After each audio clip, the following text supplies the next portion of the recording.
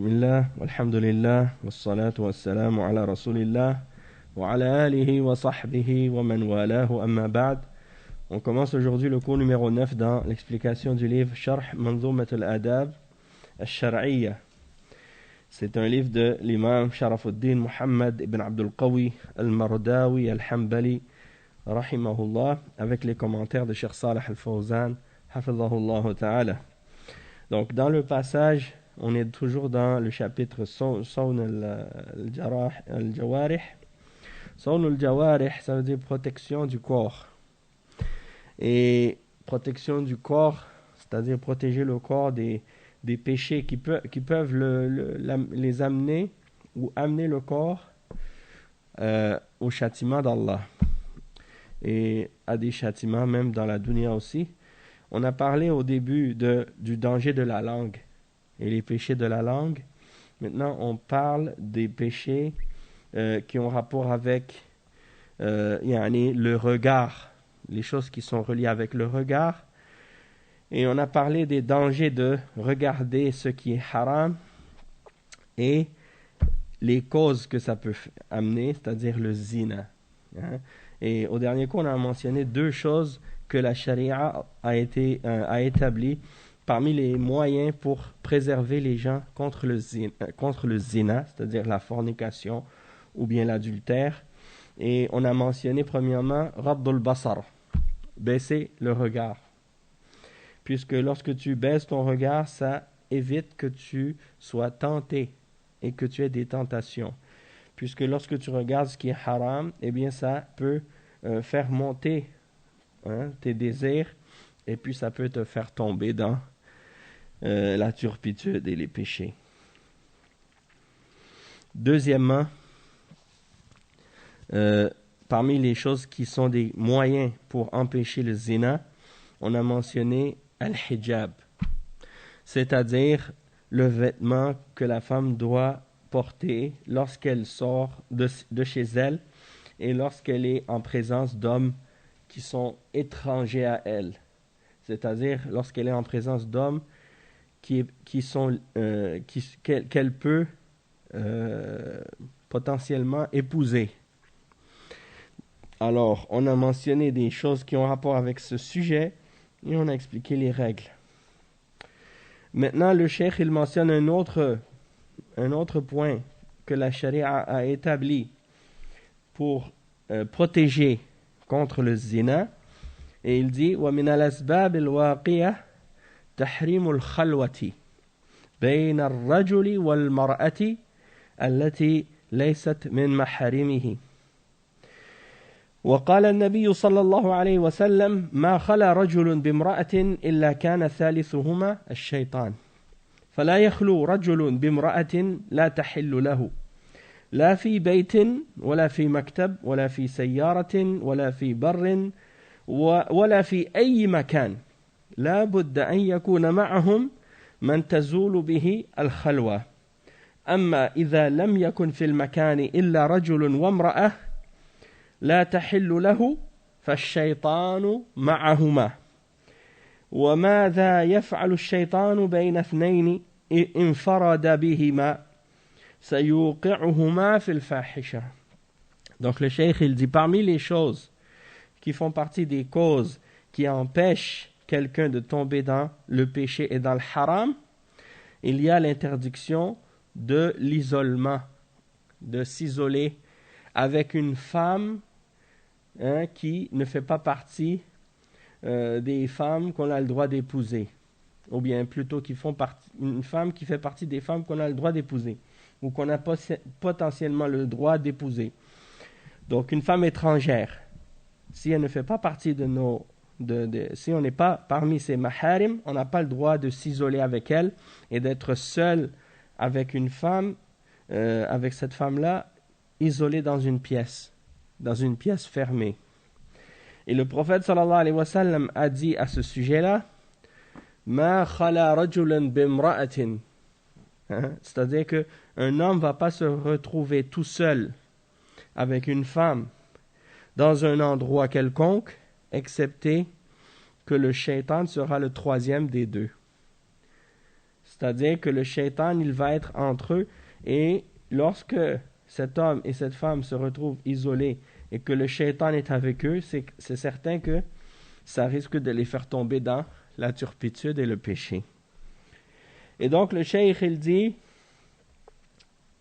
donc qu'un homme ne doit pas rester seul avec une femme qui n'est pas licite pour lui, ni dans une maison, ni dans un bureau, ni dans une voiture, ni dans un endroit isolé dehors, c'est-à-dire dans la campagne ou dans un endroit isolé ou loin où ils sont seuls tous les deux, où il n'y a personne d'autre, ou bien dans n'importe quel lieu. Ils ne doivent pas s'isoler. Il faut qu'il y ait quelqu'un avec les deux pour éviter que, justement, ils soient isolés et qu'ils soient seuls. Peut-être que l'homme, il va dire « Oh non, moi, si je vais être avec cette femme, je ne vais pas être tenté. » Mais peut-être que c'est elle qui va être tentée. Et peut-être que elle, la femme, est avec cet homme, elle va dire « Oh, moi, si je suis avec cet homme, je ne vais pas être tenté par lui. » Peut-être que c'est lui qui va être tenté. Et peut-être que c'est les deux qui vont être tentés en même temps. Ou peut-être que c'est ni un ni l'autre, mais le shaitan qui vient entre les deux, qui les incite et qui fait en sorte que parfois les choses, même si au début ça part avec l'innocence comme on dit, mais petit à petit les choses se produisent, puis les gens parfois ils ne réalisent même pas. Donc ça c'est pour éviter justement que ça arrive à ça. Combien de gens qui sont tombés dans des turpitudes et dans des péchés et par la suite ils ont perdu leur réputation, ils ont perdu leur honneur, ils ont perdu beaucoup de leur respect parce que justement ils sont tombés dans ce péché-là. Et tu vas dire, si cette personne ne s'était pas isolée avec une femme, ou si cette femme ne s'était pas isolée avec un homme, ce ne serait jamais arrivé. Mais c'est des gens qui parfois, il y a des gens qui font par exemple des discours qui parlent de certains sujets, et lorsqu'ils parlent de la mixité, parce que là on ne parle pas de la mixité, on parle de al-khalwa. Al-khalwa, c'est l'isolement. La mixité, le mot en arabe c'est al-ikhtilat. Al-ikhtilat aussi, ça fait partie des causes. Mais le cheikh ici maintenant, il ne parle pas de l'ikhtilat, il parle de al-khalwa. Et donc, quand quelqu'un, par exemple, certains modernistes ou certains musulmans qui parlent des relations hommes-femmes en islam, ils essaient de se faire passer pour des modernistes. Et ils disent, c'est pas grave si des hommes s'assoient avec des femmes et qu'ils travaillent ensemble pour un travail islamique, soi-disant. Ils disent, c'est pas grave, on est des adultes. On est des adultes. Qu'est-ce que ça veut dire ça, on est des adultes? Parce qu'on est des adultes, ça veut dire qu'on est protégé de tomber dans le péché? Au contraire, c'est parce qu'on est des adultes qu'on devrait justement faire attention encore plus. Parce que des enfants, en général, ils ne pensent même pas à des idées ou à des pensées mauvaises. Mais des adultes, c'est eux qui ont justement les pensées parfois qui vont les amener à tomber dans des péchés comme ça. Donc, quand on entend ce genre de discours-là, eh bien, on doit se méfier. Ces gens-là qui disent « on est des adultes, c'est pas grave, on n'a pas besoin d'avoir peur ». Et les koufars, ils sont toujours comme ça en train de dire « mais non, on est des adultes, on est capable de se contrôler » et ainsi de suite. Pourtant, c'est eux qui sont les premiers à tomber dans le haram. Soit ils tombent dans le zina avec le consentement, ou bien soit ils tombent dans le viol, ou l'agression, ou l'harcèlement, ou des choses de ce genre. Après, le cheikh, il dit donc, s'ils sont dans un endroit, ils ne doivent pas s'isoler. Et il dit, tandis que, il dit, si par exemple, dans cet endroit-là, il n'y a seulement un homme et une femme, alors c'est sûr que le shaitan, il va être avec les deux. Et le shaitan, il va faire quoi entre ces deux-là lorsqu'ils seront tout seuls? Eh bien, ils vont les faire tomber dans al-fahisha. Après, le cheikh, il dit, wa min al-asbab al-wafiya. Min al-asbab al-wafiya, ou al-waqiya, pardon, تحريم سفر المرأة بدون محرم لأنه سبب لوقوع الجريمة لأنه يتسلط عليها الفساق وإذا كان معها محرم فإنه يطردهم ويصونها عنهم المحرم له هيبة وله مكانة فإذا سافرت بدون محرم تسلط عليها الفساق وطمعوا فيها ولهذا قال صلى الله عليه وسلم لا يحل لامرأة تؤمن بالله واليوم الآخر أن تسافر إلا ومعها ذو محرم يصونها عن الفسقة ولا سيما أنها أبعدت عن بلدها وعن أهلها وعن قرابتها فيطمع فيها الفساق أكثر وهي ضعيفة الجسم وضعيفة العقل وضعيفة الدين أيضا حتى ولو كانت متدينة فإنها سهلة على الفساق يطمعونها ويوقعونها إما بالقوة وإما بالرغبة فالمرأة ضعيفة مهما كانت تنفعل مع المغريات ولا تدافع عن نفسها. Donc le cheikh il explique que parmi les causes qui amènent les gens à tomber dans le zina, il y a le fait que la femme par exemple elle voyage sans mahram. Donc pour éviter et pour protéger les gens de tomber dans le zina, l'islam a interdit à la femme de voyager seule. Elle n'a pas le droit de voyager seule sans avoir un homme mahram avec elle. Et il dit la raison de ça, c'est parce que si elle voyage seule, ça risque de faire en sorte qu'elle tombe dans un crime ou dans un péché quelconque. Et pourquoi? Parce qu'il y a des pervers, il y a des hommes pervers, il y a des loups. Il y a des hommes qui sont des loups, comme des loups pour les femmes. Et lorsque la femme marche avec son mahram, eh bien, c'est comme si elle marchait avec son berger. Un mouton qui marche avec le berger, il protège la femme contre les agresseurs potentiels ou contre les dragueurs. Il y a des hommes parfois, ils ne veulent pas nécessairement l'agresser, cette femme ou cette fille, mais ils veulent commencer à venir lui roucouler des belles paroles et essayer de la draguer avec des paroles mielleuses pour essayer d'avoir des contacts avec elle.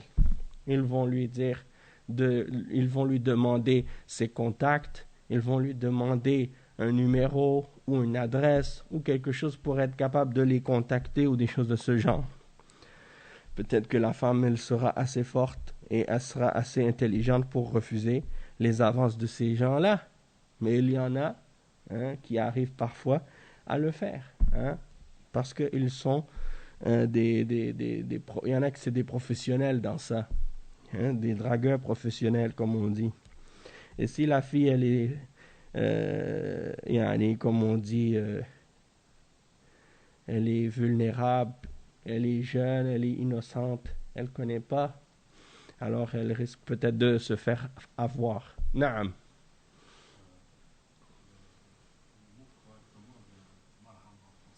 Mahram? Non. Mahram, c'est pas le tuteur. Le tuteur, c'est plutôt le wali. Parce que le tuteur, c'est celui qui a la garde légale ou bien qui s'occupe de la personne. Tandis que le mahram, il n'y a pas d'équivalent. Ce serait peut-être le chaperon. Un chaperon, c'est-à-dire quelqu'un qui va être là pour protéger la femme. Mais en islam, le mahram, c'est quelqu'un qui a un lien de parenté ou un lien de sang qui fait qu'elle n'a pas le droit d'épouser cet homme-là. Il n'y a pas de... Oui, qui lui est interdit. de marier. Donc c'est pas, il n'y a pas un terme que moi je connais en français qui vaut à ce mot-là. Donc il faut juste écrire mahram. Ouais, non, je comprends, mais tu leur dis en arabe, puis tu leur expliques qu'est-ce que ça veut dire. Parce que ça fait partie des spécificités de l'islam. Ouais, parce qu'ils mélangent tuteur puis mahram. Euh, c'est un des problèmes aussi des traductions. C'est que des fois, les gens ils cherchent un terme exact d'une langue à l'autre. Et pour des choses, quand c'est des mots qui contiennent des concepts, et que ces concepts-là sont étrangers à ce qu'on connaît chez les chrétiens ou chez les juifs ou chez les occidentaux de façon générale, ou dans la langue française, on ne connaît pas ce principe-là, alors il faut soit inventer un nouveau mot qui n'existe pas pour l'expliquer, ou bien il faut juste utiliser le mot original et puis expliquer qu'est-ce que ça signifie en français.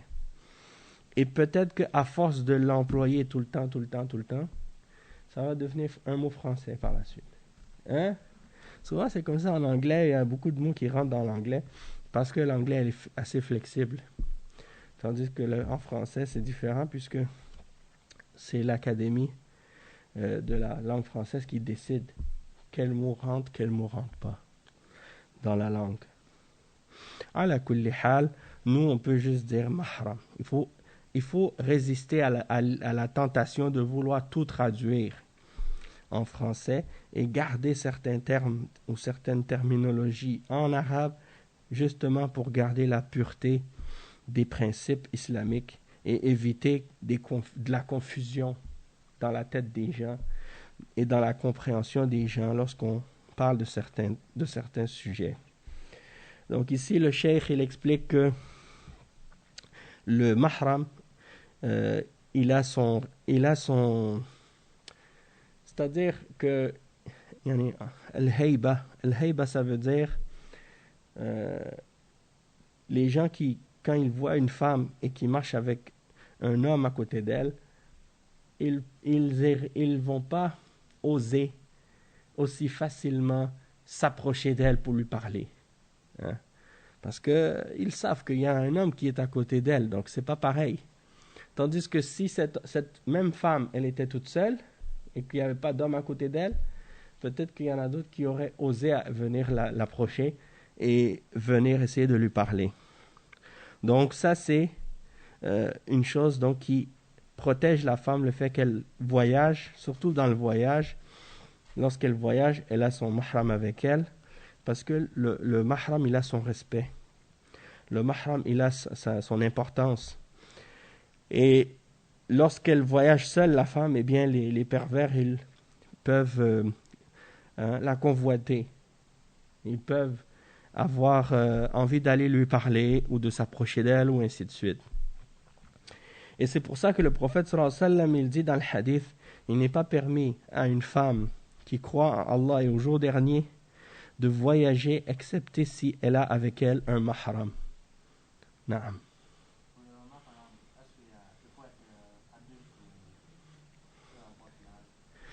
Yani, il faut pas que ce soit quelqu'un qui a atteint la, la puberté au moins pour être capable de, de comprendre. Puis aussi, en même temps, c'est sûr que si c'est pas un adulte, ça va pas avoir le même impact.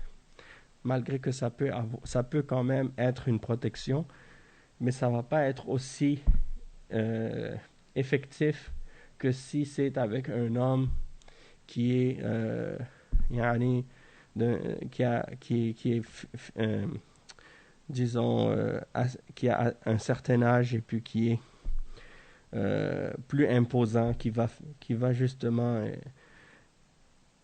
faire en sorte que les hommes n'osent pas venir lui parler. Si c'est un petit garçon qui est avec elle, peut-être que l'homme va dire ça c'est son frère, c'est son petit frère et ainsi de suite. Il va peut-être quand même essayer de lui parler à la fille. Et si elle est pas pieuse, cette fille-là, si elle n'est pas pieuse, elle peut justement trouver un moyen pour occuper le petit là, pour l'éloigner un petit temps pour pouvoir justement se permettre d'échanger des propos ou des paroles avec un homme étranger, tandis que si c'est un adulte, une personne qui a toute sa raison, puis qui comprend les choses, il ne va pas se laisser détourner facilement comme ça. D'accord? Donc, il faut tenir compte de ça. Aussi, le cheikh, il dit ensuite, donc, le but du mahram, il va la protéger contre les hommes pervers, et surtout quand la femme est loin de son pays, loin de sa famille, loin de ses proches, alors elle est plus vulnérable et plus susceptible d'être approchée par les pervers parce qu'elle est faible. Elle est faible physiquement, elle est faible psychologiquement parfois. Aussi, elle peut être même faible dans sa religion. Et donc, par conséquent, même si elle est religieuse, c'est facile pour un pervers de la convoiter, puis d'essayer de l'attirer vers lui, ou bien de l'agresser, soit par la force, ou bien de l'attirer en lui parlant d'une façon pour la faire venir d'elle-même. À la kulli hal, la femme elle est faible, peu importe la situation, et donc elle se laisse souvent aller dans les tentations et dans la séduction, et elle se protège pas bien elle-même. Le cheikh il dit وكذلك من أسباب الوقوع في الفاحشة أن المرأة تلين في القول مع الرجل. Donc parmi les autres choses qui font partie des causes et qui font que les gens peuvent être tentés à tomber dans la turpitude et dans le péché, c'est lorsqu'elle parle avec une voix douce, avec des hommes étrangers. Donc le cheikh il explique, il dit كذلك من أسباب الوقوع في الفاحشة أن المرأة تلين في القول أو تلين في القول مع الرجل وتضحك معه وتمازحه فيطمع فيها. قال تعالى فلا تخضعن بالقول فيطمع الذي في قلبه مرض. فالمرأة إذا رخمت الكلام وزينت الكلام والنطق للرجل وضحكت معه ومازحته طمع فيها. فلا تخضعن بالقول فيطمع الذي في قلبه مرض وقلنا قولا معروفا، قولا ليس فيه خضوع وليس فيه لين ولا فيه مغازلة ولا فيه ضحك، قولا بقدر الحاجة وليس فيه طمع. Donc ici le cheikh il dit que la femme, donc, elle ne doit pas adoucir sa parole, commencer à rire avec un homme, commencer à rigoler avec lui, commencer à plaisanter avec lui, pour que lui, il commence à désirer cette femme ou commence à la convoiter et à penser à elle, pour être attiré à elle. Et c'est pour ça que Allah subhanahu wa ta'ala dit dans le verset 32, dans Surat Al-Ahzab, alors qu'elle ne soit pas complaisante dans sa parole, pour que celui qui a une maladie dans le cœur commence à la désirer, ou souhaiter quelque chose avec elle. Et donc la femme, quand elle embellit sa parole, quand elle adoucit sa voix, quand elle commence à rire ou à rigoler avec l'homme, il va commencer à être attiré par elle. Alors Allah subhanahu wa ta'ala, il a fermé cette porte, et il a interdit à la femme de parler de cette façon, d'une façon séductrice, comme si la femme elle essaie de séduire l'homme, ou bien elle essaie de lui parler d'une manière douce pour l'attirer, ou des choses de ce genre. Donc elle ne doit pas parler de cette façon-là, et Allah subhanahu wa ta'ala dit وَقُلْنَا قَوْلًا مَعْرُوفًا, c'est-à-dire qu'elle dise une parole selon la bienséance, selon ce qui est يعني respectable, une parole normale, qu'elle parle d'un ton normal, sans rajouter de la douceur dans sa voix, sans commencer à yani, roucouler, hein, sans commencer à rire ou à plaisanter avec l'homme, ou lui faire des sourires, hein, mais plutôt elle lui parle d'un ton normal, d'un ton sec, et yani, sans qu'il y ait aucun désir dans sa voix ou sans que ça crée du désir chez l'homme, et selon selon le besoin. C'est-à-dire, elle ne va pas parler plus que qu'est-ce qui est utile ou qu'est-ce qui est nécessaire. Et il y en a des fois dans certaines sociétés, je ne sais pas, les femmes, elles parlent déjà comme des hommes. C'est comme si elles n'ont pas aucune féminité. Donc les hommes, sont pas attirés par la voix des femmes. Parce que leurs voix ne sont pas des voix de femmes, c'est des voix d'hommes. Et leur façon de parler, c'est comme un homme. Parce que les filles, dans ces sociétés-là, surtout les sociétés de coufre, les femmes, tellement elles grandissent avec des hommes, elles finissent par devenir comme des garçons. Des garçons manqués, comme on dit. Hein? Elles développent des caractéristiques de garçons. Alors que dans des sociétés où les femmes sont éduquées justement avec des caractéristiques plus féminines et qu'on leur apprend justement leur rôle et qu'elles savent qu'elles sont différentes des hommes, elles ont cette douceur, cette féminité, cette façon de parler qui est plus attirante.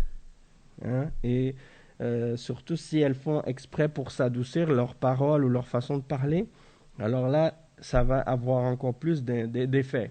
Naam.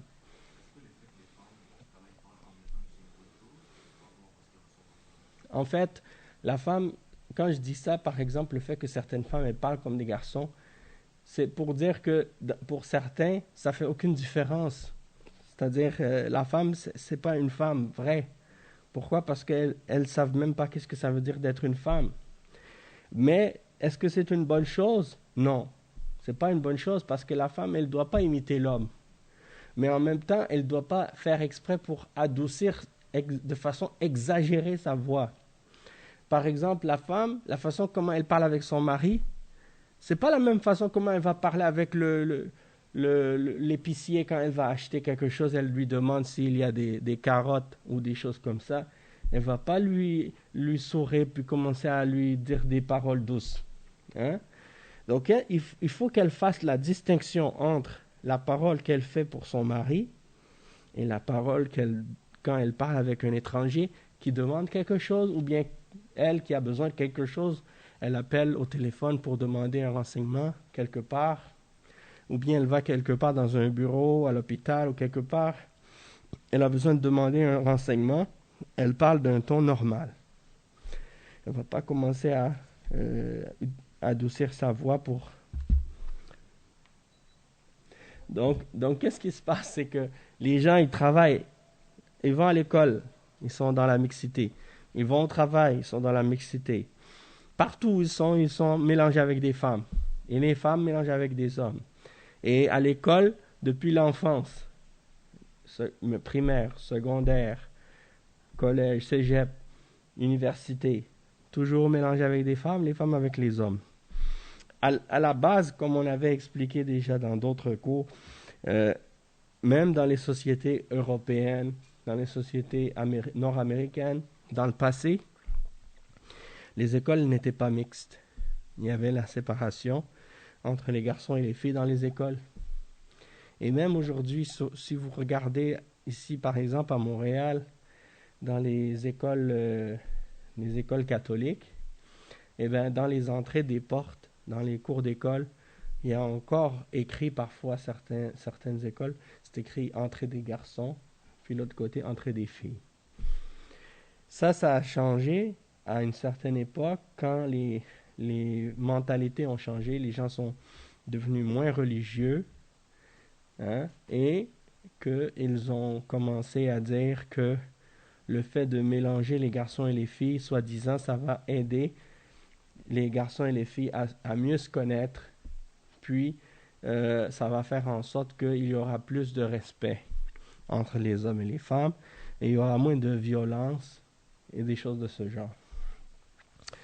Or, après toutes ces années, on constate que il n'y a pas plus de violence et il n'y a pas plus de compréhension entre les hommes et les femmes, il n'y a pas plus de respect non plus, bien au contraire. Donc ça, c'est un point important.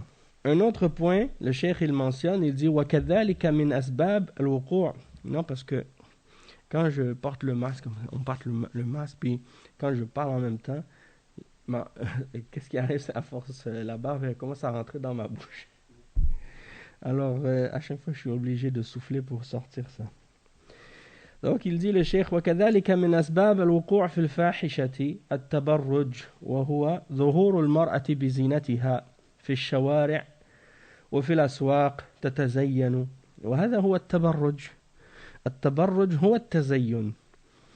فلهذا نهيت المرأة عند الخروج أن تكون متزينة متعطرة لأنه يطمع فيها أو يعني يطمع فيها الفساق أو يطمع فيها الفساق ويطمعها أو يطمعهم فيها إذا رأوها متزينة ومتعطرة ولا تبرجن تبرج الجاهلية الأولى وهذا من أسباب الوقوع في الفاحشة.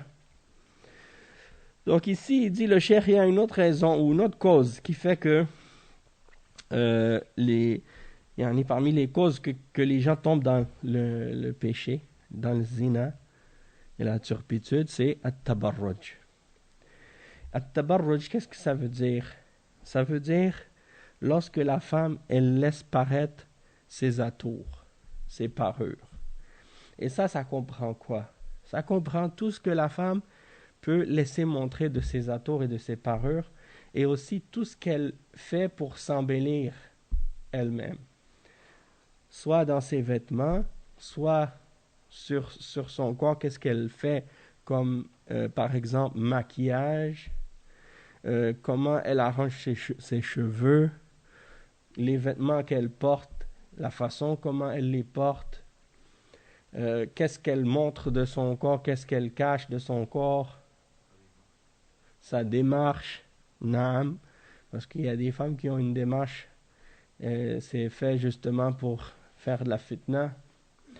Les chaussures qu'elle porte, ça peut être une forme de tabarruj. Tout ça, c'est tabarruj. D'accord? Les bijoux, les bijoux, le parfum, exactement, le cheikh il mentionne ça, le parfum. Donc ça, c'est des choses qui font partie de qu'est-ce qu'on appelle en arabe at-tabarruj. Et Allah subhanahu wa ta'ala, il a interdit le tabarruj dans le Coran. Dans le verset 32, dans Surat Al-Ahzab, il dit وَلَا تَبَرَّجْنَا تَبَرُّجَ الْجَاهِلِيَّةِ الْأُولَى. Donc il dit que la femme, elle ne doit pas exhiber sa beauté et ses charmes et sa parure et ses atours lorsqu'elle sort. Aujourd'hui, surtout dans les pays de Kufr, comme ici par exemple, les femmes, on les voit exhiber tout ce qu'elles ont comme atours. Et elles font le maximum pour justement que ce soit exhibé le plus possible. D'accord? Donc c'est vraiment le travail du shaitan à 100%. Pour égarer les gens, pour égarer les hommes et pour égarer les femmes du droit chemin. C'est ça fait partie des objectifs du shaitan. Et qu'est-ce qui est incroyable, c'est justement que dans une société comme celle-ci, société de kufr, de mécréance, où les gens, à chaque jour, on entend un nouveau scandale dans les médias parce que il y a tout le temps des agressions, puis tout le temps des viols, tous les jours. Et malgré ça, ils disent non, c'est pas la faute de la femme, c'est-à-dire c'est pas à la femme de changer sa façon d'être ou de la façon de s'habiller. C'est-à-dire que même si la femme, elle s'habille comme comme une femme qui travaille dans la rue, qui fait le trottoir, comme on dit parfois. Même si elle est habillée comme ça, eh bien, c'est-à-dire, il n'y a aucun blâme qui doit revenir à elle de sa façon de s'habiller, par rapport à sa façon de s'habiller, si des hommes la regardent ou des hommes font quoi que ce soit, parce que elle a le droit de s'habiller comme elle veut. Il y a un comédien qui, j'avais entendu ce comédien qui faisait une blague une fois, et c'est pas une blague, parce que qu'est-ce qu'il disait, c'est la vérité, c'est une chose réelle. Mais parfois, souvent, les comédiens, ils font rire les gens par des paroles de vérité, parce que les gens sont tellement pas habitués d'entendre des paroles vraies, que lorsqu'ils entendent la vérité, ça les fait rire. Hein? Et qu'est-ce qu'il expliquait, il disait par exemple qu'il y a par exemple une femme aujourd'hui, si elle s'habille d'une manière qui est comme par exemple comme une prostituée par exemple, ou une femme qui elle laisse paraître tout son corps, puis elle se couvre pas, elle n'est pas habillée modestement ou pudiquement, elle va dire, elle dit par exemple, le fait que je sois habillé de cette façon ne doit pas te faire penser ou te faire croire que tu as le droit de me parler de n'importe quelle manière, ou de me dire n'importe quelle chose, ou de me traiter de n'importe quelle façon. Hein? C'est-à-dire, même si je suis habillé comme ça, tu dois me respecter. Hein? Alors, lui, il a fait une analogie. Hein? Il a dit, supposons que moi, je sors dans la rue habillé comme un policier, avec le costume de policier, hein, l'uniforme, la casquette et tout, et que je marche dans la rue. Et quelqu'un vient, une femme qui vient me voir, puis qui m'appelle au secours. Elle vient me dire, monsieur l'officier, venez m'aider, il y a quelqu'un qui veut me faire ça, ou qui fait ci, ou qui fait ça, il faut absolument que vous veniez m'aider. Est-ce que moi je serais en droit de dire, ou j'aurais raison de lui dire, hé, attention, c'est pas parce que tu me vois habillé comme un policier que ça voudrait dire que je suis automatiquement un policier, et que tu dois me parler de cette façon. Tu dois pas me parler comme un policier, même si je suis habillé en policier. Donc tout ça pour dire que, comme on dit souvent, l'habit fait pas le moine, mais aussi l'habit fait le moine. Parce que si un moine ne s'habillait pas en moine, tu ne pouvais même pas savoir qu'il est moine. Hein? Et l'apparence, elle a son importance. Même par exemple les musulmans qui disent on peut s'habiller comme on veut, il n'y a pas de problème. Si tu veux mettre un veston, cravate, ou bien mettre les vêtements comme les pantalons, jeans, les t-shirts, tu marches avec ça. Il n'y a rien qui est interdit, c'est pas interdit dans l'islam. Il y a beaucoup de musulmans qui disent ça.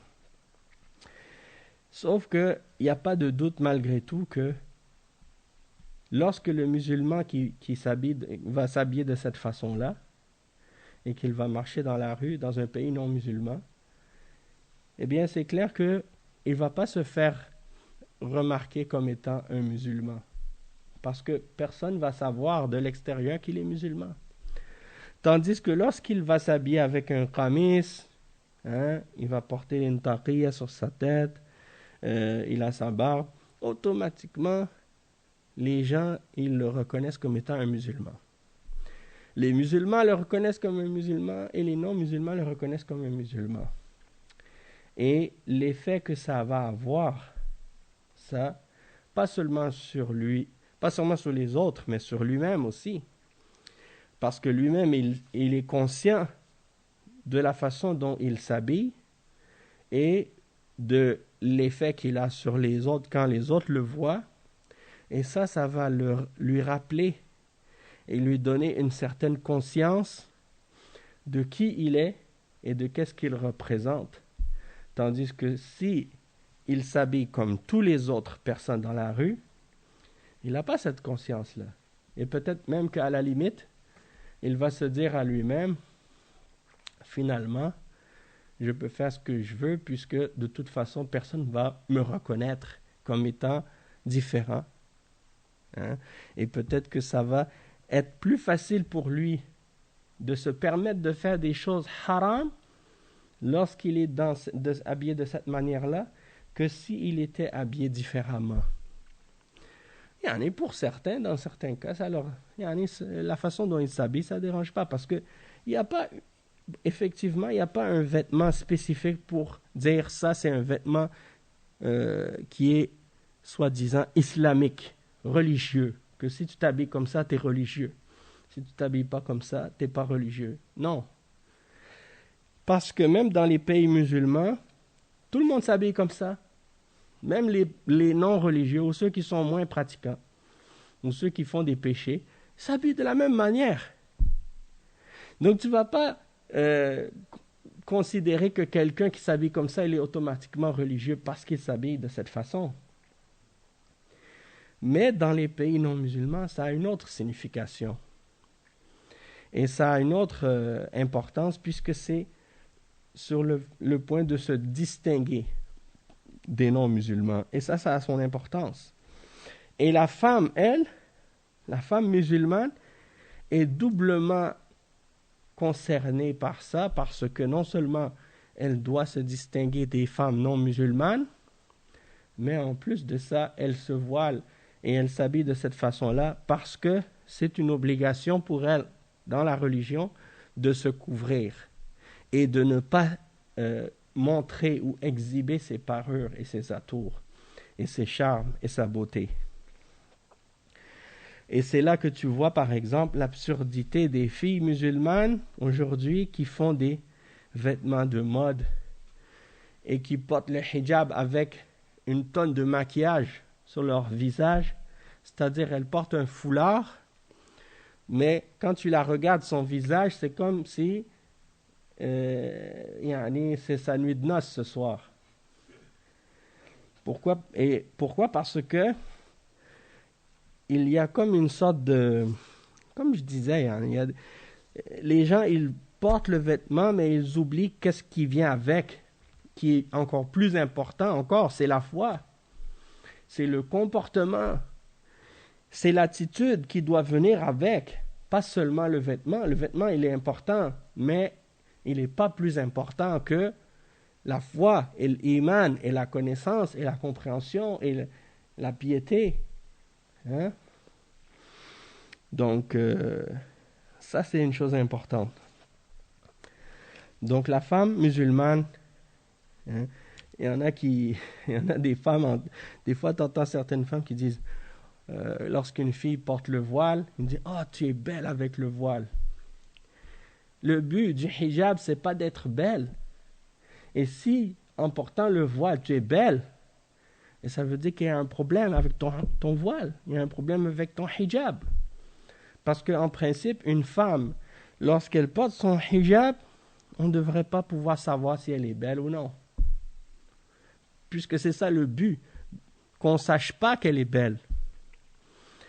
Et il y a des femmes parfois, Allah subhanahu wa ta'ala, il les guide.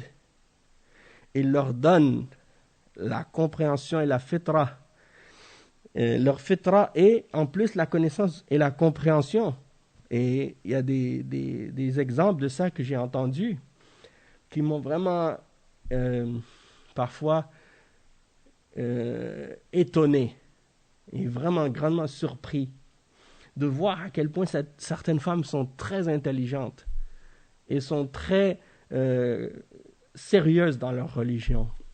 Et l'exemple d'une sœur en particulier qui, après s'être convertie à l'islam, a commencé à porter un foulard, comme les femmes portent en général, le foulard sur les cheveux, puis peut-être une longue tunique ou une longue robe. Mais ce n'est pas nécessairement le hijab shara'i à 100% correct. Et cette femme-là, elle disait, j'ai commencé à porter le foulard. hein, et j'allais dans les magasins, je sortais parfois faire des courses. Et malgré que j'étais voilé comme ça, des hommes venaient me parler, ou certains musulmans même s'approchaient de moi pour me demander si j'étais marié ou non, ou des choses comme ça. Alors elle a dit, mais qu'est-ce que je fais, hein? Elle a dit, mais qu'est-ce que je fais de pas correct? Comment ça se fait que malgré que je suis voilé, les hommes, ils continuent à venir me parler? Il y a quelque chose qui est pas correct. Je suis sûr que la façon que je me voile, il y a quelque chose qui manque. Eh bien, justement, elle a fait des recherches, elle s'est renseignée, elle a commencé à chercher plus. Et puis là, elle a compris que le hijab qu'elle portait, c'est pas le hijab shara'i. Hein? Et puis elle a compris aussi qu'elle devait se couvrir le visage. Donc elle a décidé de commencer à couvrir son visage. Elle dit à partir de ce moment-là, elle ne s'est plus jamais faite embêter par des hommes dans la rue parce qu'elle s'est couverte comme il faut, selon les conditions de la charia. Et elle a caché son visage. C'est fini.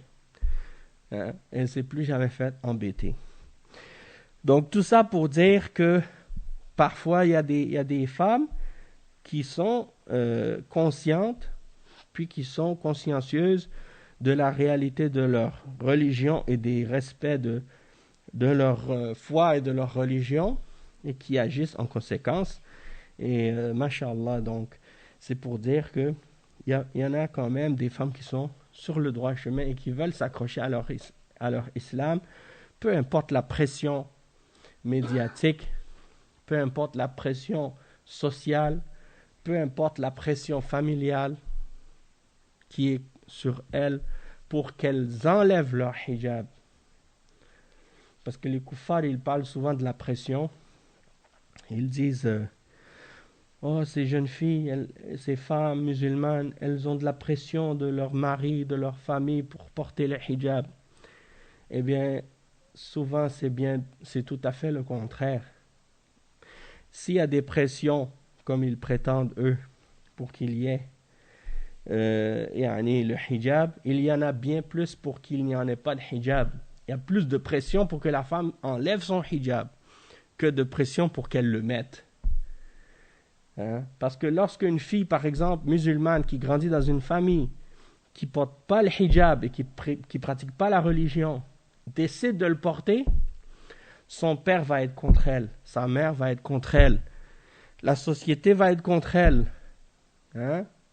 Son travail va être contre elle. Dans certains pays, même la loi va être contre elle. Tout ça pour dire que lorsqu'une femme décide de le porter, décide d'aller à contre-courant dans une société où ce qui est mis en valeur, c'est l'exhibition de la nudité et l'hypersexualisation des femmes et des filles de plus en plus jeunes. Alors, c'est vraiment la femme qui a décidé de s'accrocher à sa religion fermement et d'aller à contre-courant, de résister au conformisme de la société et de vouloir être comme tout le monde. Hein, d'aller à contre-courant puis de dire non. C'est pas parce que tout le monde vit ou fait de cette chose-là ou vit de telle façon que moi je vais les suivre pour aller en enfer avec eux. Non.